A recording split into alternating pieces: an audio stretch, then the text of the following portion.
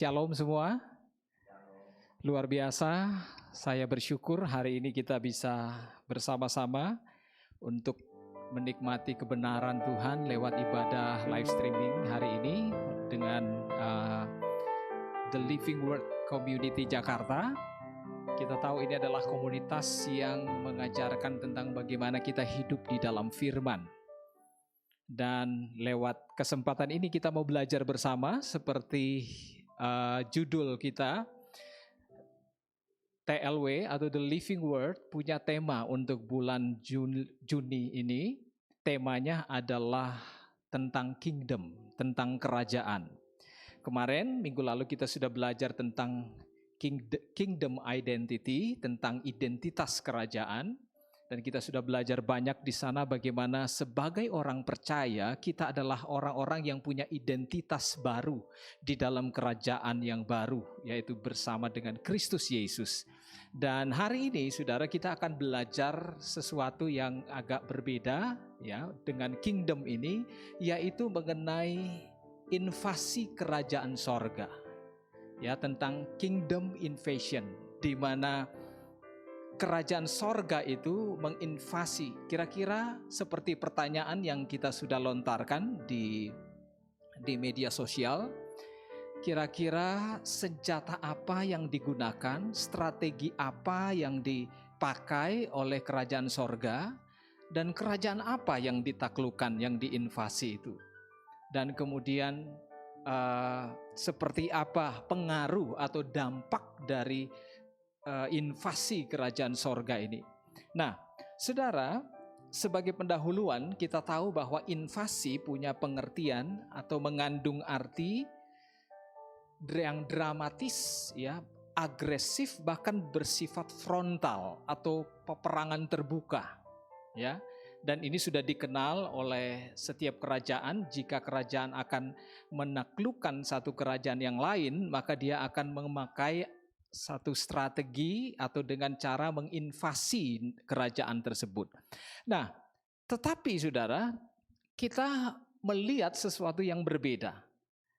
Di mana sorga menginvasi kerajaan yang akan dia ambil, kerajaan yang akan direbut dengan cara yang di luar pikiran kita.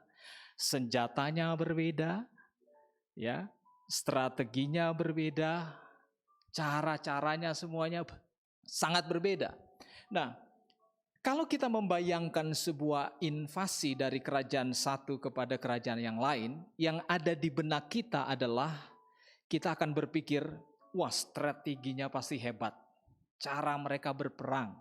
Dan yang kedua, hal yang penting di dalam peperangan adalah senjata apa yang digunakan. Karena senjata sangat menentukan kuat dan tidaknya satu kerajaan untuk merebut kerajaan yang akan direbutnya. Kemudian saudara, pengerahan atau jumlah anggota militer atau tentara yang digunakan itu berapa banyak, seberapa kuat, dan kita akan berpikir sesuatu yang hebat gitu. Ya, tentunya itu yang ada di benak kita. Itu pemahaman dunia mengenai invasi. Tetapi saudara, kalau kita memperhatikan bagaimana cara sorga menginvasi atau merebut sebuah kerajaan, dia pakai strategi yang sangat berbeda. Kita akan baca itu. Saya mengajak saudara untuk melihatnya di dalam Filipi pasal 2 ayat 5-8 saya akan baca. Kita akan berada di ayat ini terus ya sepanjang khotbah sampai pada terakhirnya nanti kita akan baca. Tetapi kita akan baca dulu 3 ayat ini di awalnya. Dia berkata begini, hendaklah kamu dalam hidupmu bersama menaruh pikiran dan perasaan yang terdapat juga dalam Kristus Yesus, yang walaupun dalam rupa Allah tidak menganggap kesetaraan dengan Allah itu sebagai milik yang harus dipertahankan, melainkan telah mengosongkan dirinya sendiri dan mengambil rupa seorang hamba dan menjadi sama dengan manusia. Dan dalam keadaan sebagai manusia, ia telah merendahkan dirinya dan taat sampai mati, bahkan sampai mati di kayu salib. Nah, kalau kita perhatikan ayat ini, saudara, kita akan melihat satu strategi, ya, bagaimana cara sorga datang untuk merebut dunia ini. Kita jelaskan saja, clearkan saja bahwa kerajaan yang direbut oleh sorga saat ini adalah kerajaan kegelapan. Nanti kita akan lihat ayatnya. Nah, kenapa saudara? Karena kita tahu iblis menguasai dunia ini akibat dari kejadian yang terjadi pada saat Adam dan Hawa terkecoh dengan umpan, dengan tipuan dari iblis. Ya, dari sana saudara kemudian terbangunlah kerajaan kegelapan itu. Tadinya dunia adalah tempat di mana Tuhan memanifestasikan kasih-Nya, anugerah-Nya, kemuliaannya, hikmat-Nya kepada manusia, tetapi karena manusia jatuh dalam dosa, otoritas, kemuliaan, semua yang lain diambil, ya, terambil, terlepas dari mereka karena kesalahan mereka sendiri dan berpindah tangan kepada kuasa kegelapan. Nah, itulah yang akan direbut. Di dalam Kolose 1 ayat 12 sampai 13 dia katakan begini. Kolose 1 ayat 12 dan 13. Dan mengucap syukur dengan sukacita kepada Bapa yang melayakkan kamu untuk mendapat bagian dalam apa yang ditentukan untuk orang-orang kudus dalam kerajaan terang. Ya, ayat 13. Ia telah melepaskan kita dari kuasa kegelapan dan memindahkan kita ke dalam kerajaan anaknya yang kekasih. Nah, dari ayat ini saudara, kita temukan bahwa pekerjaan atau tujuan invasi kerajaan sorga adalah kerajaan kegelapan. Tujuannya adalah untuk melepaskan manusia dari ikatan kuasa kegelapan. Nah, makanya di situ ada kata yang menarik, dia katakan melepaskan dan memindahkan, kata kerja. Ia telah melepaskan kita dari kuasa kegelapan dan memindahkan kita ke dalam kerajaan terang. Wow. Sebagai orang percaya, kita harus menyadari bahwa kita semua adalah orang-orang pindahan. Kita semua adalah orang-orang pindahan dari yang gelap kepada kerajaan terang. Nah, saat ini semua kita, saudara, karena kita meresponi invasi kerajaan sorga itu, dia bawa kita hidup dalam kerajaan terang. Nah, perhatikan saudara, ada prosesnya. Ada prosesnya. Proses yang dilalui oleh Tuhan Yesus sebagai pribadi yang mengeksekusi atau yang sebagai pelaksana dari invasi tersebut. Kita baca lagi ayat 6 dari Filipi pasal 2. Dia katakan, yang walaupun dalam rupa Allah telah tidak menganggap kesetaraan dengan Allah itu sebagai milik yang harus dipertahankan. Perhatikan ayat 6 ini saudara. Fase pertama waktu Tuhan Yesus mau datang menginvasi adalah dia menanggalkan semua kemuliaannya, semua atribut kealahannya, ya. Kemudian dia menyelesaikannya itu dengan Bapa, ada deal dengan Bapa, Bapa yang mengutusnya. Itu di ayat 6. Ayat yang ke-7, saudara lihat fase berikut. Melainkan telah mengosongkan dirinya sendiri dan mengambil rupa seorang hamba dan menjadi sama dengan manusia. Di ayat 7 saudara, proses berikutnya adalah Yesus berurusan dengan dirinya sendiri. Kalau yang pertama ayat 6 berurusan dengan Bapa, dia clear, dia jelas, dia tanggalkan semua. Di ayat yang ke-7 berurusan dengan pribadinya sendiri. Yesus memilih untuk mentaati, mengosongkan dirinya, ya, dan kemudian dia mengambil rupa seorang hamba.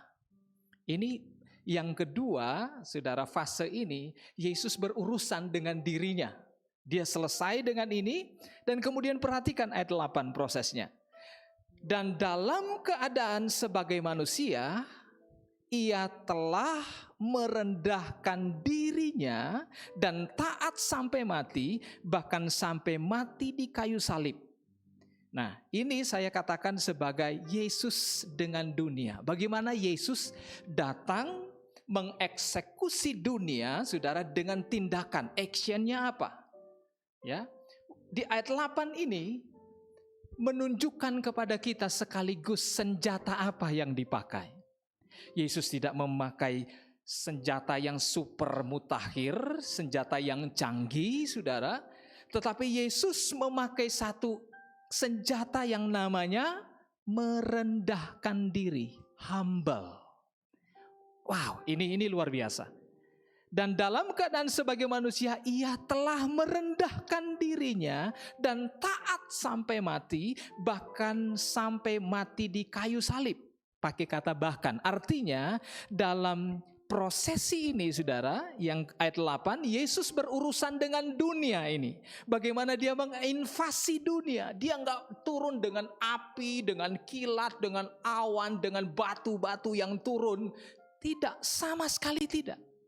Dia masuk bukan dengan agresif seperti arti dari kata invasi yang sesungguhnya. Bukan frontal, bukan dramatis. Tetapi dia turun dengan cara yang persuasif. Dengan kasih, kelembutan. Dengan sesuatu yang tidak bisa diterima dengan nalar orang Israel pada saat itu. Itu sebabnya sampai hari ini ada banyak orang Israel masih menunggu Mesias. Karena mereka punya gambaran sendiri.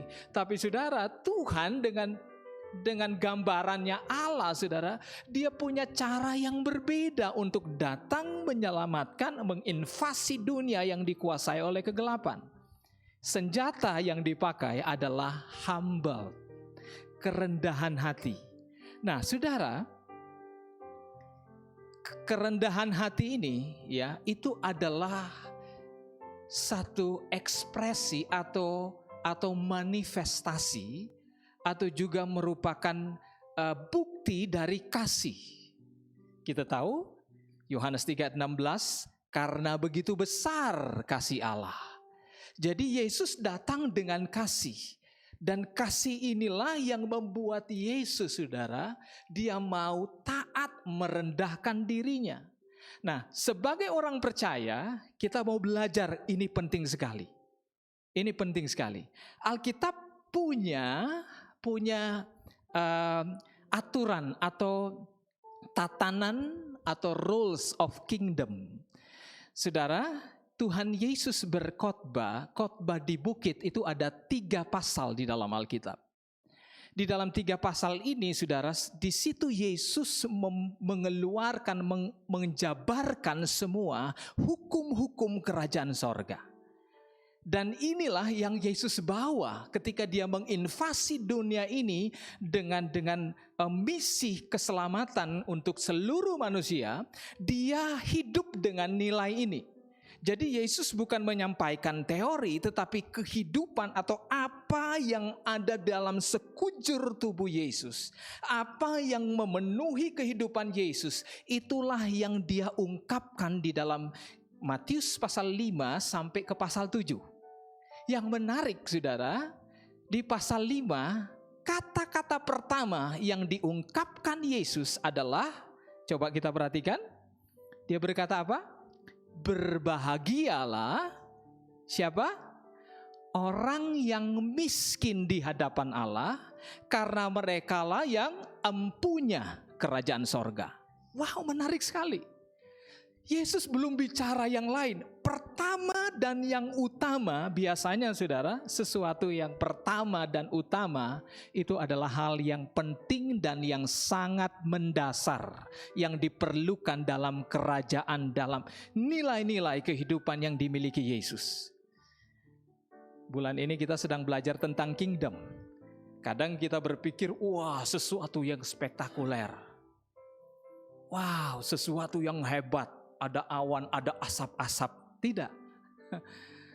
Yesus bergerak dengan cara yang sangat natural tapi supranatural.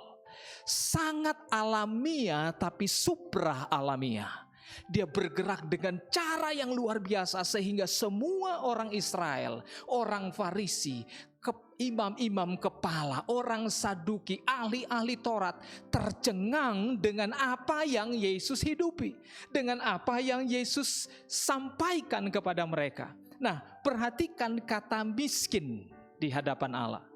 Miskin di hadapan Allah itu punya arti, saudara, punya arti orang yang turun dari tempat yang tinggi ke tempat yang rendah. Ada banyak pengertiannya ya, itu salah satunya. Salah satunya juga memiliki pengertian orang yang miskin rohaninya. Jadi dia tidak bisa sendiri, dia tidak punya agenda lain, dia murni, dia butuh Bapa, itu sebabnya dia disebut miskin. Yesus, saudara, adalah bukti dari miskin tersebut. Yesus adalah realisasi dari nilai miskin di hadapan Allah itu. Di mana dari sorga harusnya dia punya segala sesuatu. Tapi dia menanggalkan semuanya itu, dia menjadi miskin. Bahkan kita tahu, ia lahir saja di kandang yang hina. Dia menjadi miskin di hadapan Allah, saudara. Untuk apa? Supaya dia betul-betul jadi saluran yang murni, saluran yang maksimal untuk digunakan menjadi senjata yang mengeksekusi dunia ini dengan cara kerajaan sorga. Ini invasi sorga. Tidak pakai senjata yang lain, dia pakai dengan senjata kerendahan hati, humble. Nah, saudara, di dalam Matius ini, Matius pasal 5 dimulai dengan miskin di hadapan Allah, dan kemudian khotbah Yesus ini diakhiri dengan perumpamaan tentang dua macam dasar. Di dalam Matius pasal 7 ayat 24 sampai 27. Kita tidak akan baca itu, tapi kita sangat familiar dengan ayat ini. Kita tahu bahwa dia katakan orang yang bijaksana adalah orang yang mendengar, katanya, firman Tuhan dan melakukannya. Kemudian diumpamakan, digambarkan dia seperti orang yang mendirikan rumahnya di atas batu. Fondasinya itu batu. Kemudian dijabarkan lagi, saudara, datanglah hujan, banjir, angin, dan berbagai masalah, berbagai musibah yang datang, tapi dia tetap berdiri. Nah, apa sih pengertiannya? Kuncinya, saudara, adalah mendengar dan melakukan. Mendengar dan melakukan. Inilah yang Yesus lakukan, saudara. Bagaimana supaya kita kuat dapat menginvasi dunia bisnis, menginvasi dunia di mana kita ditempatkan saat ini, saudara. Ada dunia entertainment, dunia hukum, dunia kedokteran, dunia pendidikan. Maka kita harus masuk dengan cara yang sama. Kita harus masuk dengan terus meminta Tuhan menuntun kita. Kita jadi betul-betul jadi salurannya Tuhan yang bersih. Sebagaimana Yesus, ya, dia tidak punya agenda lain. Saya teringat dengan apa yang dialami oleh Adam dan Hawa di Taman Eden. Mereka adalah representatif kerajaan sorga yang ada di bumi. Tapi kita lihat, Tuhan cuma kasih satu mereka, satu larangan, jangan makan buah pohon pengetahuan yang baik dan yang jahat. Tetapi, saudara, lama berselang, kemudian mereka tertarik dengan itu. Mereka melanggar. Nah, dari mana keinginan itu datang? Karena mereka punya agenda lain. Mereka punya agenda lain, mereka ingin ada kehendak mereka sendiri. Nah, itulah yang terjadi, kemudian mereka jatuh. Ya, mereka tidak jadi saluran yang murni, mereka tidak terus merendahkan diri, mereka tidak terus dependent, ya, terus bergantung, tidak. Mereka merasa mereka bisa mau jadi sama seperti Allah. Itulah awal kejatuhan mereka. Nah, Yesus beda. Yesus tidak ada agenda sendiri. Dia betul-betul merendahkan diri sehingga semua rencana Tuhan untuk menginvasi dunia ini penuh terjadi atas kehidupannya. Nah, kita melihat saudara, ternyata invasi kerajaan sorga dengan metode yang sama, yaitu tentang merendahkan diri, itu sudah terjadi berkali-kali. Salah satunya saudara, Bilangan pasal 12 ayat yang ketiga, di situ dikatakan begini. Bilangan pasal 12 ayat 3, dia berkata bahwa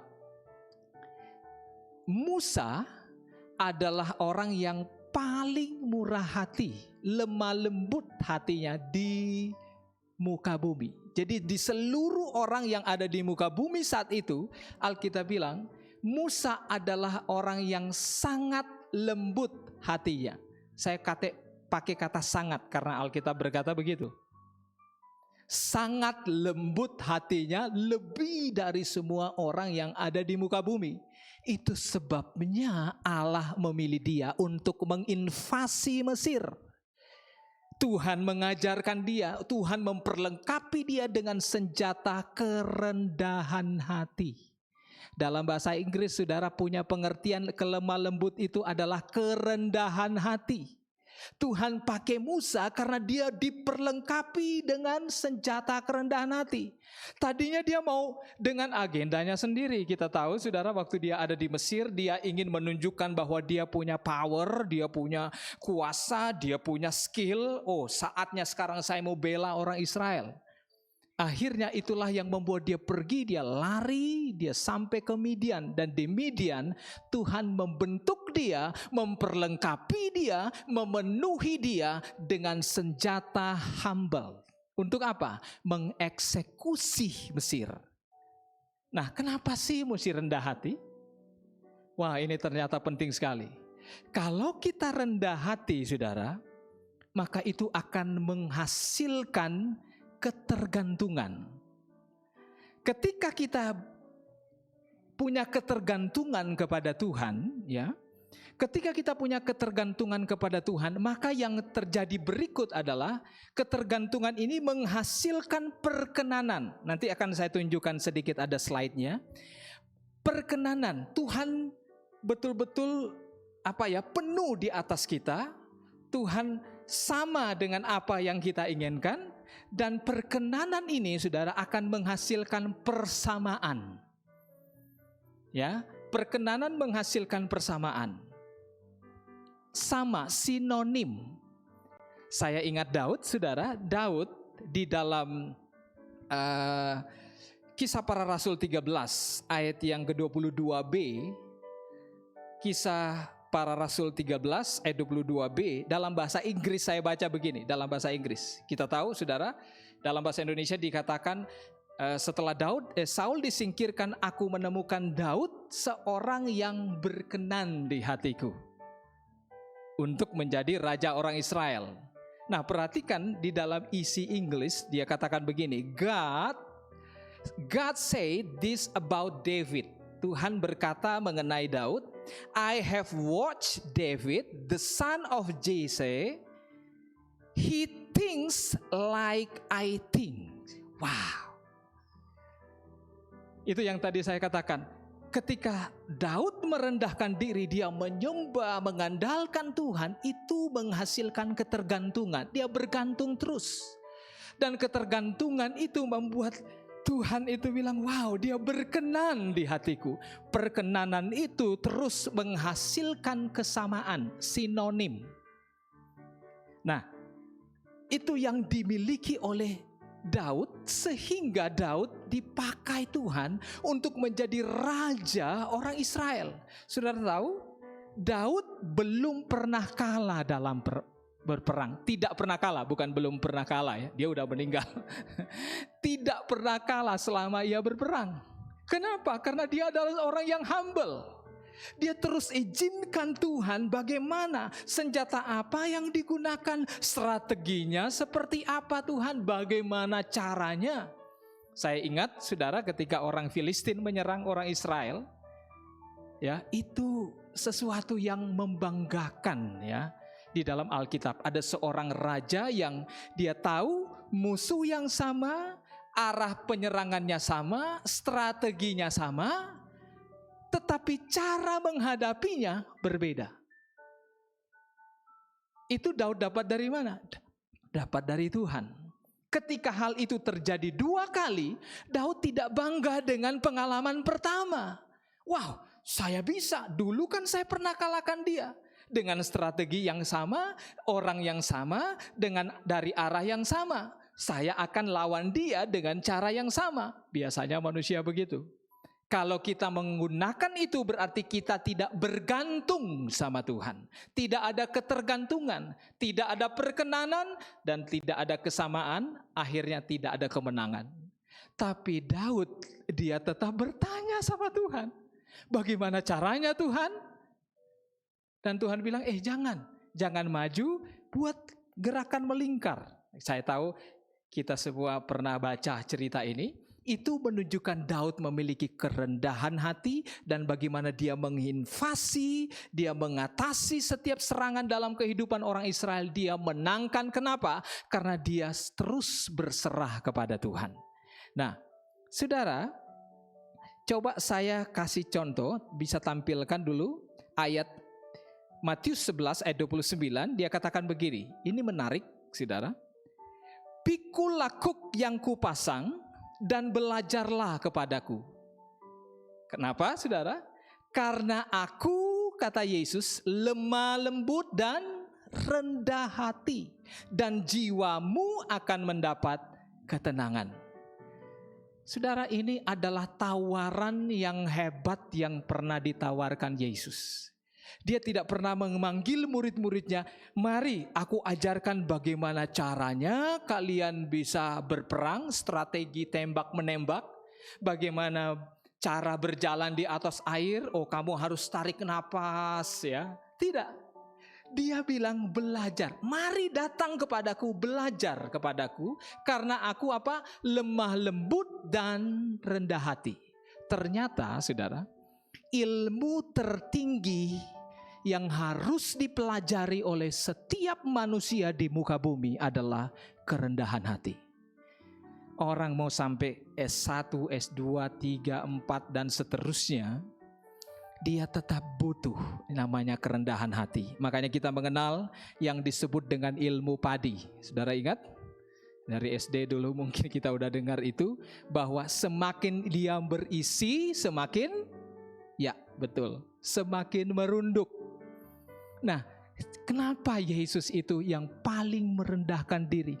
Kenapa Musa dia begitu terbentuk dan merendahkan diri? Kenapa Daud dia terbentuk dan merendahkan diri? Mereka semua dipakai Tuhan dengan cara yang sama untuk menginvasi kerajaan dunia ini. Saudara bisa jabarkan Daniel, Yusuf, ya. Mereka adalah orang-orang kerajaan yang memiliki nilai kerajaan Allah, menginvasi atau ada di dalam kerajaan asing, tapi mereka menguasai, menanganinya dengan cara kerendahan hati.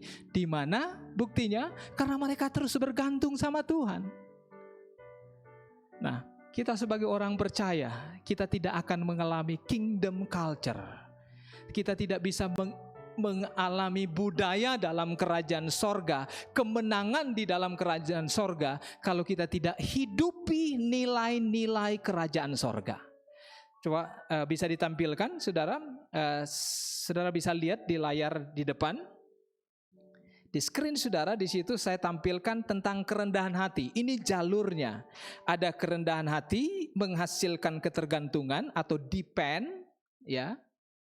Kerendahan hati, kemudian ketergantungan, kemudian perkenanan. Waktu dia perkenanan, akhirnya perkenanan itu menghasilkan persamaan atau keserupaan. Nah, coba terus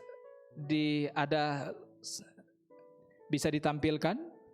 Ada hubungannya dengan Galatia pasal yang kelima, ayat 22-23. Kalau saudara lihat itu disusun seperti itu, bahwa kasih itu paling di atas. Ada yang warna merah, warna biru, warna ungu, dan warna merah yang di atas, warna kuning ya.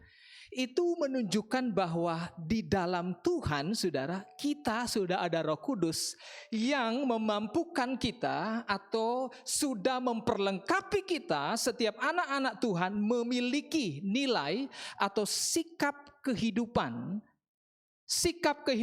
yang seperti Yesus hidupi, yaitu kerendahan hati, dimiliki.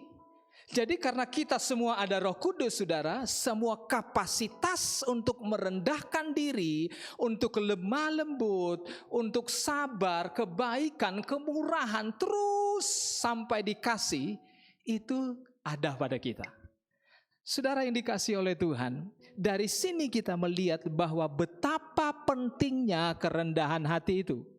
Jika kerendahan hati itu ada dalam kehidupan kita, jika kita menghidupi atau mau praktekkan, merealisasikan kehidupan itu, caranya apa?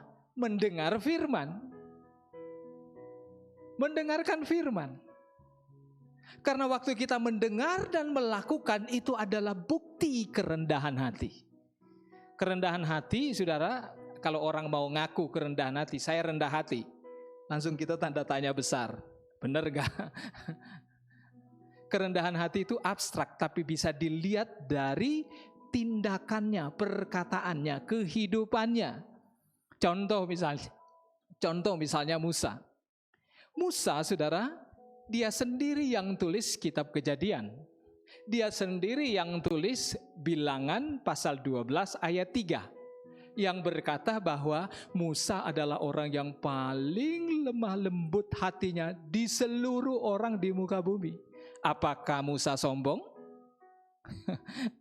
Bukan dia sombong, itu tuntunan Roh Kudus dalam hidupnya. Menunjukkan bahwa Musa adalah orang yang rendah hati. Itu sebabnya Tuhan pakai dia jadi alat Tuhan untuk menginvasi Mesir. Supaya apa? Clear. Musa hanya menyampaikan seperti yang Tuhan katakan. Begitupun Yesus. Yesus begitu clear. Tidak ada agenda lain. Makanya saudara, kita bisa baca di dalam Yohanes pasal 4 ayat 19. Yohanes 4 ayat pasal 4 ayat 19, dia katakan begini. Maka Yesus menjawab mereka, katanya, Aku berkata kepadamu, sesungguhnya anak tidak dapat mengerjakan sesuatu dari dirinya sendiri, jikalau tidak ia melihat Bapa mengerjakannya. Sebab apa yang dikerjakan Bapa, itu juga yang dikerjakan anak. Ini kerendahan hati Yesus. Ayat 30 berkata, aku tidak dapat berbuat apa-apa dari diriku sendiri. Yesus bilang, aku gak bisa buat apa-apa. Kemudian dia katakan, aku menghakimi sesuai dengan apa yang aku dengar. Ada sumber lain. Ada suara Bapa yang dia dengar. Dan penghakimanku adil sebab aku tidak menuruti kehendakku sendiri, melainkan siapa? Kehendak Dia yang mengutus aku.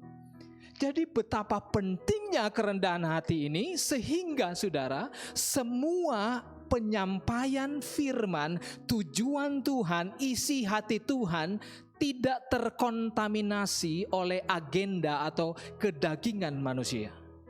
Itu terpenuhi secara sempurna karena Yesus betul-betul bergantung kepada Tuhan.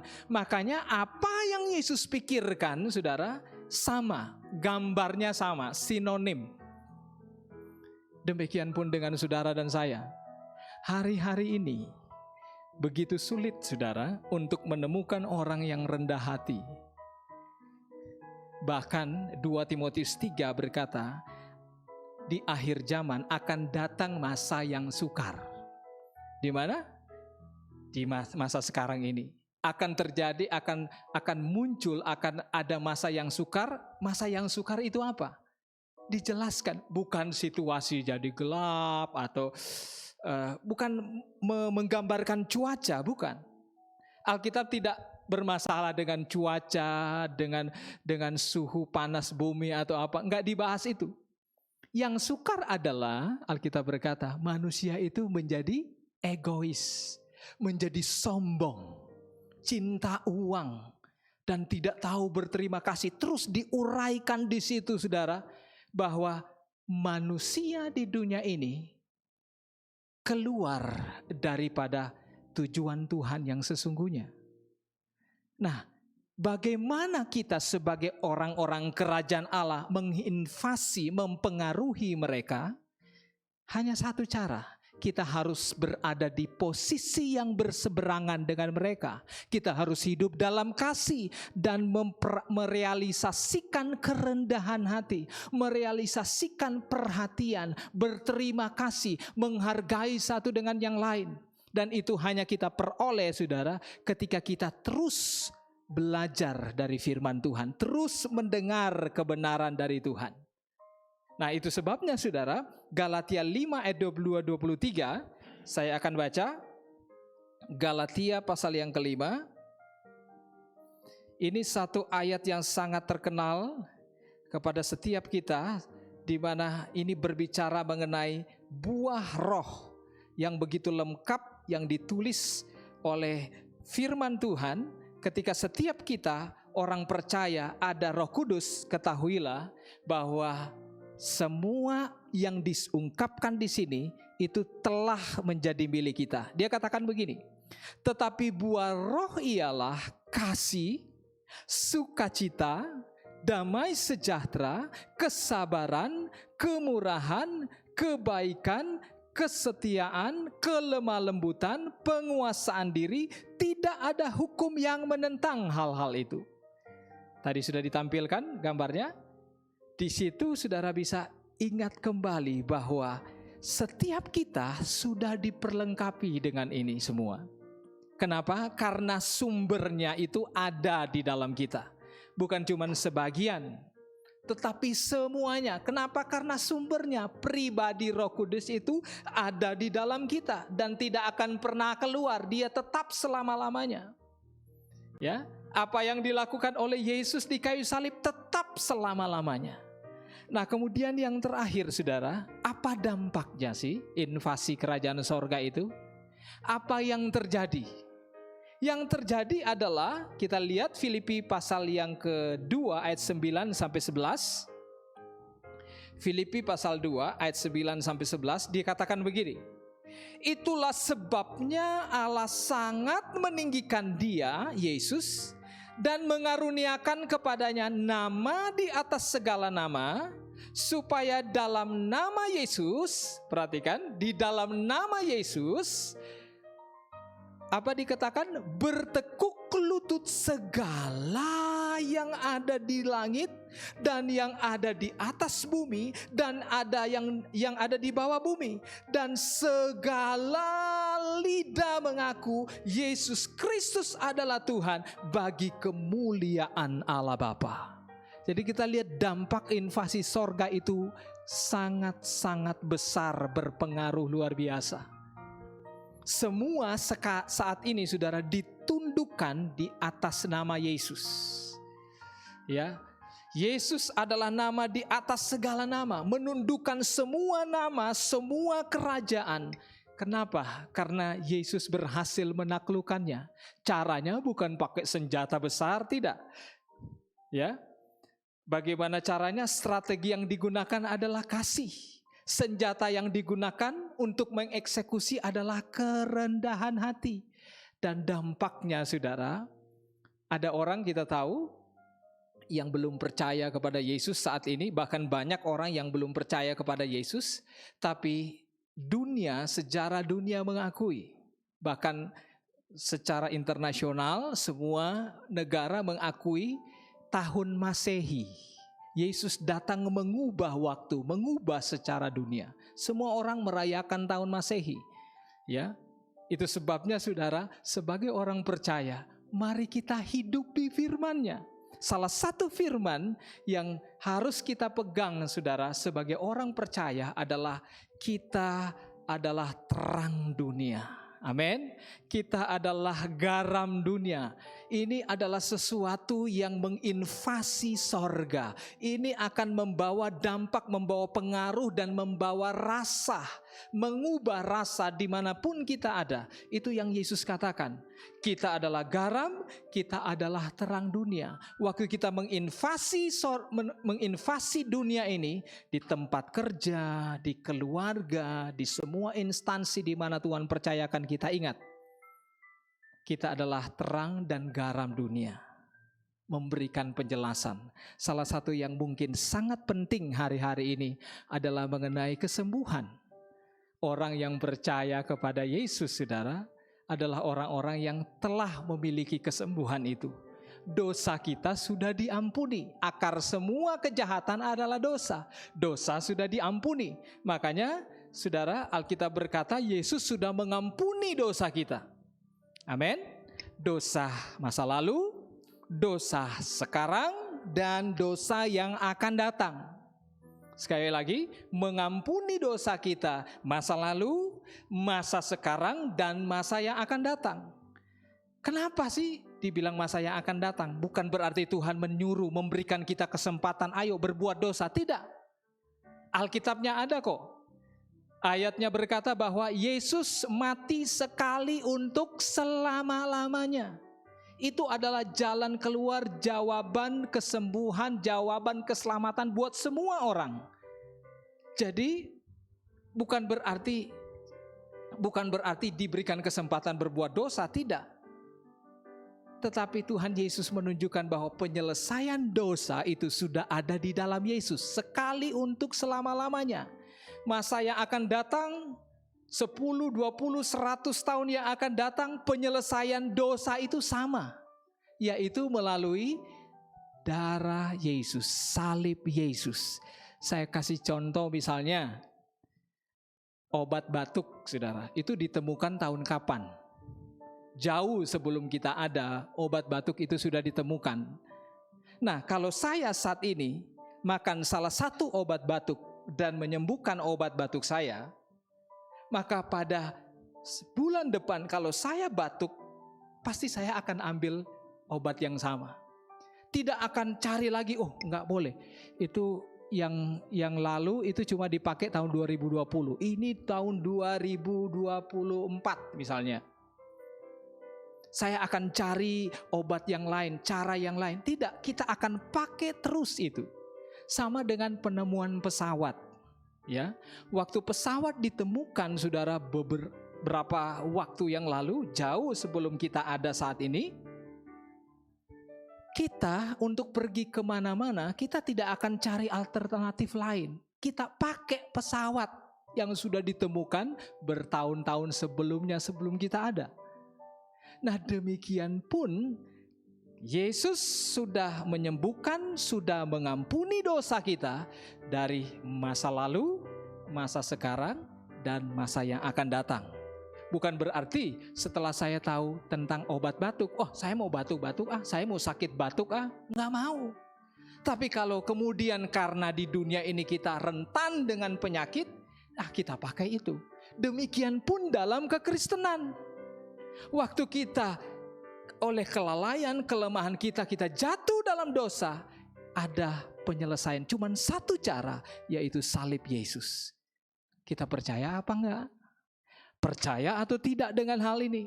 Sebagai orang percaya, tentunya kita adalah orang-orang yang percaya. Amin. Kita percaya dengan apa yang dikatakan oleh Yesus.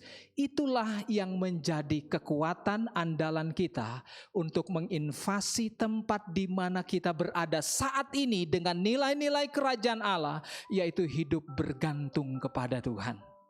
Jadi saya simpulkan kebenaran firman Tuhan saat ini bahwa saat sorga, waktu saya sebut sorga bukan hanya bicara tentang kerajaan sorga, tetapi kita yang adalah orang-orang kerajaan. Saat saudara dan saya menginvasi dunia kedokteran, dunia pendidikan, dunia hukum, dunia bisnis, semua itu kita punya satu hukum yang sama seperti yang dimiliki Yesus. Datang dengan kerendahan hati, tetap bergantung, ketergantungan, terus minta hikmat kepada Tuhan. Dan saudara, Tuhan terus menyatakan perkenanannya, penyingkapannya. Karena waktu kita terus melakukan hal itu, maka akan muncul seperti yang Yesus, seperti yang Tuhan katakan kepada Daud.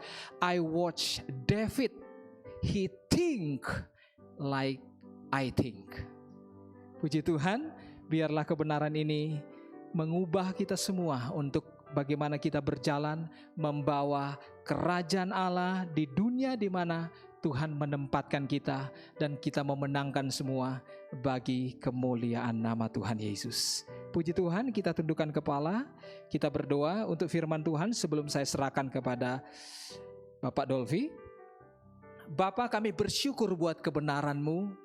Kami memahami sekarang Tuhan bahwa metode kerajaan sorga begitu sederhana, yaitu kami bergantung kepada Tuhan, merendahkan diri kami, miskin di hadapan Allah, tetap mengandalkan Engkau, dan kami berusaha untuk serupa terus dengan Engkau, seperti yang Engkau firmankan kepada kami, supaya kami tidak serupa dengan dunia ini, tetapi kami serupa dengan kehendak-Mu Bapa, sehingga dimanapun kami pergi, kami membawa, kami menginvasi kerajaan dunia, kerajaan kegelapan dengan kerajaan sorga yang kami miliki di dalam kehidupan kami. Bapa, ini yang menjadi doa kami. Biarlah kebenaran-Mu ini Tuhan memampukan setiap kami untuk kami hidupi, kami memenangkan setiap area kehidupan di mana kami ada saat ini di dalam nama Yesus. Kami percaya firman-Mu tidak pernah gagal. Firman-Mu ya dan amin. Firman-Mu pasti berhasil. Kami bersyukur atas kebenaran-Mu Bapa. Di dalam nama Tuhan Yesus kami berdoa dan bersyukur. Amin. Puji Tuhan. Saudara, Tuhan Yesus memberkati. Saya serahkan.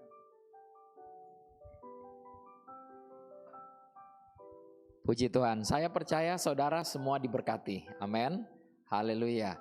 Wow, saya baru tahu ternyata ada satu senjata yang sangat powerful, yaitu humble, humility ya, atau kerendahan hati.